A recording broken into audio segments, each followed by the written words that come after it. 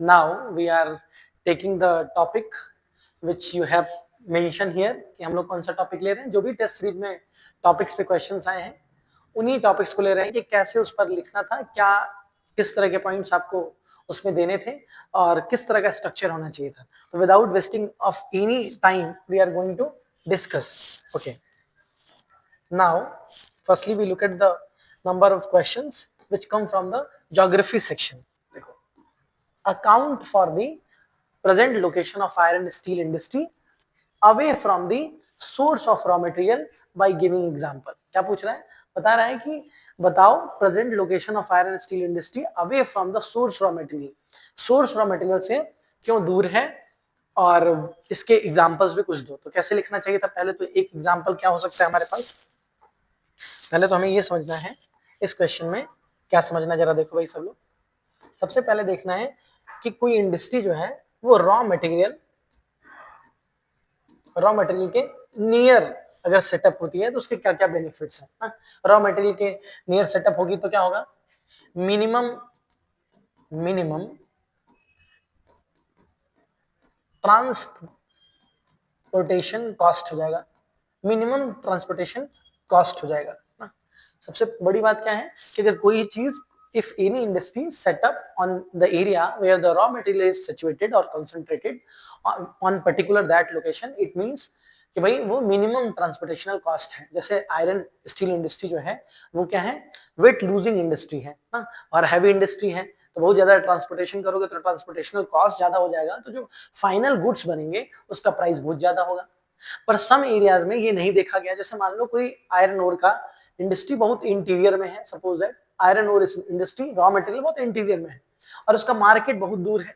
तो raw material के आसपास अगर इंडस्ट्री लगा दोगे तो जो मैन्युफैक्चर्ड गुड है, मतलब फाइनल गुड जो है, फाइनल जो आयरन बन रहा है उसका ट्रांसपोर्टेशनल कॉस्ट ही इतना ज्यादा हो जाएगा कि उसकी परचेजिंग पावर पैरिटी, जो लोगों की खरीदने की क्षमता है, परचेजिंग जो पोटेंशियल है, परचेजिंग क्रेडेंशियल जो है वो कम हो जाएगा. अब वो कम हो जाएगा तो जाहिर सी बात है कि पूरी इंडस्ट्री पर ही एक तरीके का बर्डन पड़ेगा. या मान लो iron steel industry raw material का नियर लगाए और तुम्हें भेजना है जापान, तो भेजना है ऑस्ट्रेलिया.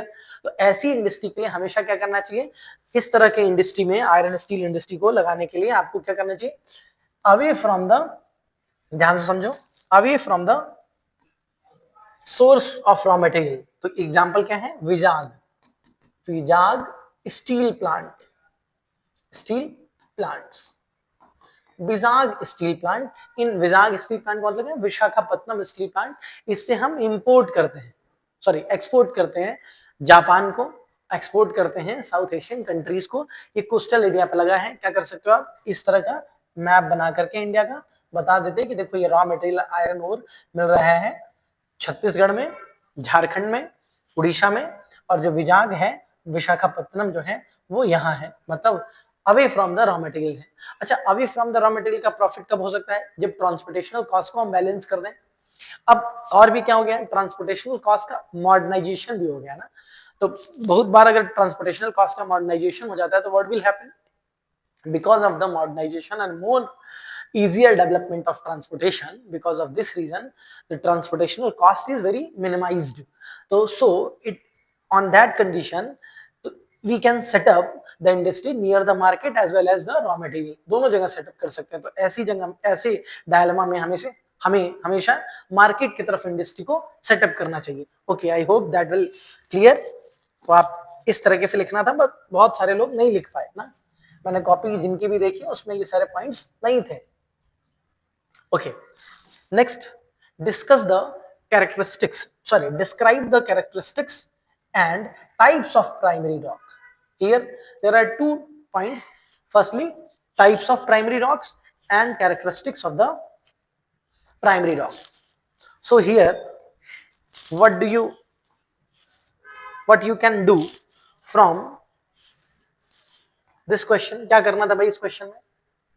इसमें सीधे करना था, पहले आपको बताना था कि what is primary rock, what is primary rock, and then gradually we are moving to the characteristics.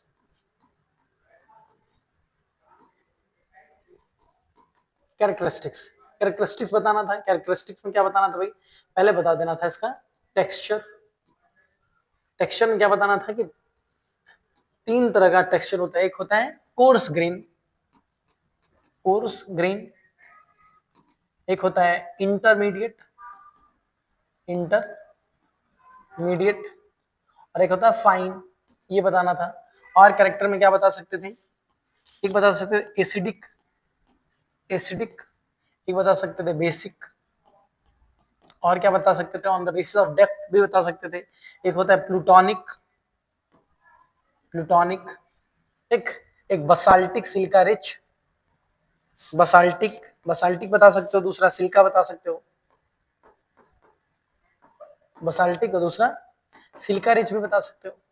ठीक, इस तरह का बताना था। ठीक, इंट्रूसिव इग्नियस रॉक होता है, इंटरमीडिएटरी इग्नियस रॉक होता है, और extrusive igneous rock होता है। When the magma comes out on the earth's surface and cooling down at a faster rate, it means the grains cannot be developed in more you can say that the grains cannot be developed as much as the grains can be developed। जितना develop हो सकते थे उतना नहीं develop हुआ, इसका मतलब है कि वो फाइन ग्रेन रहेंगे। जितना मैग्मा नीचे रहेगा, with in the earth crust रहेगा, उतना मैग्मा का ग्रेन्स बड़ा होगा। ठीक, ये बताना था। नेक्स्ट क्वेश्चन क्या है भाई, जरा देखो फिर से। नेक्स्ट क्वेश्चन में है कि discuss the natural potential of Deccan trap. अब ये सिंपल सा क्वेश्चन था, दक्कन ट्रैप का पोटेंशियल, रिसोर्स पोटेंशियल डिस्कस करना है। Discuss the nature of natural resource of and the potential of Deccan trap. अब दक्कन ट्रैप के पोटेंशियल को डिस्कस करने के लिए सबसे पहले आपको इंट्रो लिखना था।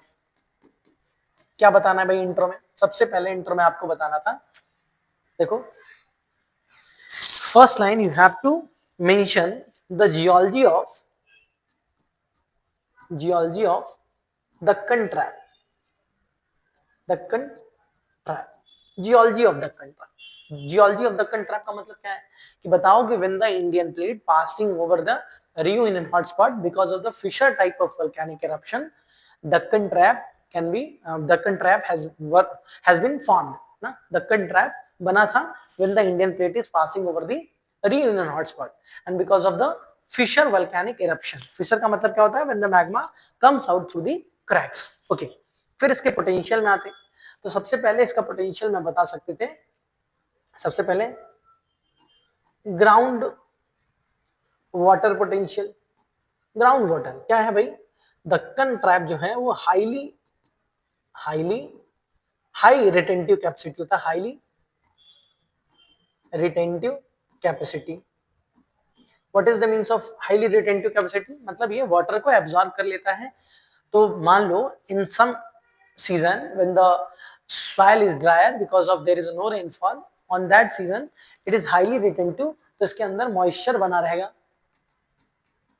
ठीक, दूसरा क्या बता सकते थे, सॉइल बता सकते थे, it is fruitful for, it is a black soil because of titaniferous magnetite and it is self ploughed soil, ये इसका कैरेक्टर भी है, सेल्फ प्लॉग्ड सॉइल है, ब्लैक सॉइल है, and it is suitable for cotton and sugar cane, और in some area it is fruitful for wheat cultivation. तीसरा क्या बता सकते थे, जियो टूरिज्म। जियो टूरिज्म का मतलब क्या है भाई, यहाँ पे बहुत सारा जियो टूरिज्म है। जियो टूरिज्म का मतलब क्या है कि जैसे मान लो लुनार लेक, लुनार लेक, ठीक, लोग देखने जाते हैं लुनार लेक को, why because the lunar lake is formed because of meteoric collision on the earth. और क्या हो सकता है, circumdenudation, it is example of circumdenudation, it is example of circumdenudation, सर्कमडेनुडेशन का एग्जांपल है। अब सर्कमडेनुडेशन क्या है भाई, मान लो कोई प्लेटू था, because of the river erosion mountain ने उसे कई पार्ट्स में काट दिया, मतलब रिवर ने उसे कई पार्ट्स में काट दिया, तो the प्लेटू looks like a mountain, इसीलिए वहां पे अजंता हिल्स है, सतमाल हिल्स है, बालाघाट है, हरिश्चंद्र है, इस तरह का हिल बन गया। और क्या कर सकते हैं भाई, बहुत सारा सोलर पोटेंशियल भी है, सोलर पोटेंशियल भी है, सोलर पोटेंशियल है, विंड पोटेंशियल है, इस तरह की चीजें कर सकते थे। नेक्स्ट, हम लोगों ने ये इधर 3 क्वेश्चन कर लिए, नेक्स्ट पे चलते हैं ना। अब 15 नंबर क्वेश्चन पे चल रहे हैं ना। चलो देखो भाई 15 नंबर क्वेश्चन क्या कह रहा है, examine how firstly find out the tell word ना, टेल वर्ड क्या करें, examine how the physiography of peninsular India, how the physiography of peninsular India. Firstly, you have to develop the technique to break the question. बहुत सारा बार आपको question को break करने का technique learn करना है ना. तो क्या कह रहा है, examine, it is called tell word. पहले हमने टेल वर्ड देख लिया. How the physiography of peninsular India, ये क्या है भाई, प्राइमरी वर्ड है, प्राइमरी कीवर्ड है. इन्फ्लुएंसेस, इन्फ्लुएंस कर रहा है, इंपैक्ट कर रहा है. Its drainage pattern, climate and economic activity. तो सिंपल सा बात था कि क्या कह रहा है कि बताओ भाई फिजियोग्राफी कैसे इन्फ्लुएंस कर रहा है. तो जरा देखो, पहले तो क्या है, हार्ड रॉक है, हार्ड रॉक है. पहले तो यही समझो कि physiography of peninsular India influence its drainage pattern. तो why the peninsular India have not so much development of dendritic pattern. क्यों जो है पेनिनसुलर इंडिया में डेंड्रियाटिक पैटर्न का डेवलपमेंट नहीं हुआ. जरा देखो, डेंड्रियाटिक का मतलब क्या होता है, सब लोग समझना. डेंड्रियाटिक का मतलब होता है, डेंड्रियाटिक का मतलब होता है कि जैसे मान लो ये बहुत सारा जैसे स्टेम होते हैं ना, स्टेम. तो देखो डेंड्रियाटिक पैटर्न का डेवलपमेंट नहीं हो पाया, मतलब बहुत सारा जो, जब पेड़ देखते हो, कोई ट्री देखते हो तो उसमें बहुत सारा स्टेम निकला होता है ना, ये है डेंड्रियाटिक पैटर्न. ऐसा डेवलपमेंट नहीं हो पाया. कह रहा है क्यों नहीं डेवलपमेंट हुआ है, बिकॉज ऑफ हार्ड रॉक्स. कितने लोगों को समझ में आया? ओके, नाउ कह रहे हैं इट्स क्लाइमेट. क्लाइमेट क्या है, physiography also, sorry, physiography also influence the climate. मतलब monsoonal, monsoonal monsoonal rainfall, monsoonal rainfall और its distribution.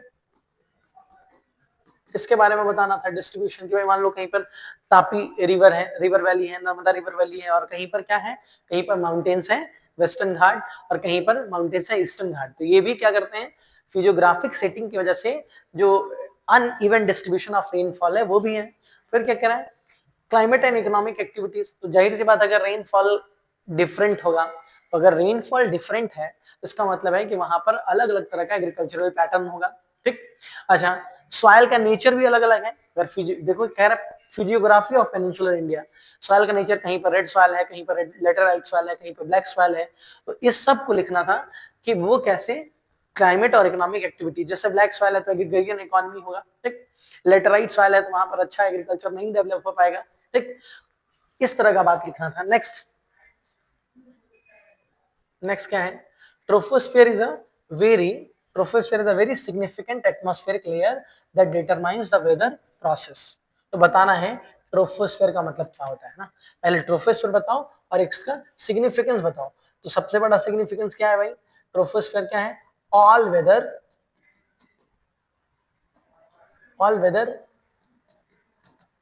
Activity is associated with, all weather activities associated with troposphere. like ऐसे all weather activity बनाओ और ऐसे arrow बना दो. Like देखो ध्यान से, क्लाउड बर्स्ट, एक लाइटनिंग, लाइटनिंग, थंडरिंग, थंडरिंग. अभी सब लिख लेना, इस तरह का बनाना है. फिर क्या कह रहे हैं कि और क्या हो सकता है यहाँ पे, development of cyclone, development of cyclone, development of jet stream. it also protects the from earth from UV rays. UV rays से भी प्रोटेक्ट करता है ना, सिर्फ स्ट्रेटोस्फीयर नहीं, ट्रोपोस्फीयर भी प्रोटेक्ट करता है. और क्या कहते हैं, थर्मल बैलेंस, हीट बैलेंस जिसको बोलते हैं, थर्मल बैलेंस. इस तरह का पॉइंट लिखना था. अब क्या कह रहे हैं, differentiate the cause. Next question, differentiate the cause of landslide in the Himalayan region and the Western Ghat. Differential cause the landslide. तो firstly talk about the some, in some word you have to explain what is landslide and how it is different from the Himalayas as well as how it is different from the peninsular. तो और the western घाट. तो क्या बताते हैं, हिमालय क्या है, it is lies under, landslide में लिख देते कि it is lies under zone 5 severe. और क्या है, it is more natural और वेस्टर्न घाट क्या है, it is more anthropogenic, anthropogenic, ठीक, अनसाइंटिफिक माइनिंग, ठीक, इधर अनसाइंटिफिक माइनिंग हो रहा है वेस्टर्न घाट में, और क्या हो रहा है, अनसाइंटिफिक कंस्ट्रक्शन हो रहे हैं। दूसरा क्या है, डिफॉरेस्टेशन का रेट ज्यादा है, और क्या है यहाँ पे, हाई अमाउंट ऑफ रेनफॉल है, ठीक, समझ पा रहे हो, और क्या है, माइनिंग है अनसाइंटिफिक। और अगर इधर देखोगे, जैसे ये आइसोस्टैटिक बैलेंस तो है वेस्टर्न घाट, पर आइसोस्टैटिक बैलेंस होने के बावजूद ह्यूमन इंड्यूस्ड फैक्टर्स ज्यादा हैं, और हिमालय में ह्यूमन इंड्यूस्ड फैक्टर कम है, ऐसा नहीं कि वहां नहीं है। जैसे हिमालय क्या है, टेक्टोनिक बाउंड्री पर है ना, तो टेक्टोनिक बाउंड्री में बता सकते हो, आइसोस्टैटिक इम्बैलेंस के बारे में बता सकते हो, अर्थक्वेक जोन बता सकते हो, पर यहाँ तो ऐसा कुछ नहीं है, तो यहाँ पर मैन इंड्यूस्ड है, जैसे डिफॉरेस्टेशन है, माइनिंग है, कंस्ट्रक्शन है, इस तरह का टॉपिक है। नेक्स्ट क्या है भाई, Himalayan, how do Himalayan reverse maintain their flow through out the year while peninsular reverse shows significant seasonal variation. तो बताओ भाई, जो हिमालयन रिवर्स हैं वो पेरिनियल है, ठीक, और जो पेनिनसुलर रिवर्स हैं वो सीजनल हैं। और क्या है भाई, सीजनल हैं तो इनके जो इनका जो ड्रेनेज पैटर्न है वो शिफ्ट होगा, लिख रहा है। How do Himalayan reverse maintain their flow through out the year, कैसे मेंटेन करती हैं भाई, इनको ग्लेशियल मेल्टिंग से भी मिलता है, इनको रेनफॉल से भी मिल रहा है, इनको स्नोफॉल से भी फीडिंग हो रहा है, और यहाँ पे पेनिनसुलर रिवर में show the significant seasonal variation, why, because the peninsular rivers are basically dependent upon the monsoonal rainfall. इस तरह की बात लिखनी थी ना, ठीक। आई होप कि आपको कुछ आइडिया आया होगा। One more advice from me कि आप जब भी क्वेश्चन को पढ़ें, जब भी पेपर में आए, तो उसे कई सारे लेयर्स में ब्रेक करें, ब्रेक करके अंडरस्टैंड करें, जैसा आपको फर्स्ट वीडियो लेक्चर में तरीका बताया था। पहले टेल वर्ड फाइंड आउट करना है, फिर प्राइमरी कीवर्ड, फिर सेकेंडरी कीवर्ड, और उसके लिए हल्का सा माइंड में मैप बनाएं, then you have to write. Okay, wish you all the best.